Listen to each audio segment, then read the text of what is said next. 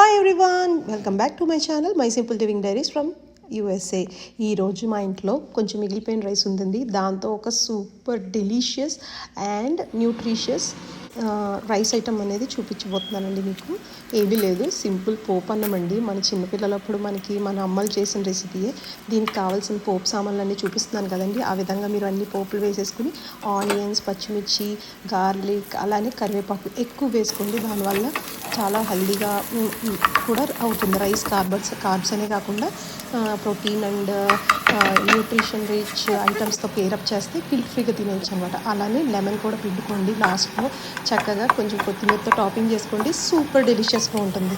చూసారు కదా ఎంత కలర్ఫుల్గా ఉందో. ఇది కిడ్స్ ఇష్టంగా తినేస్తారండి.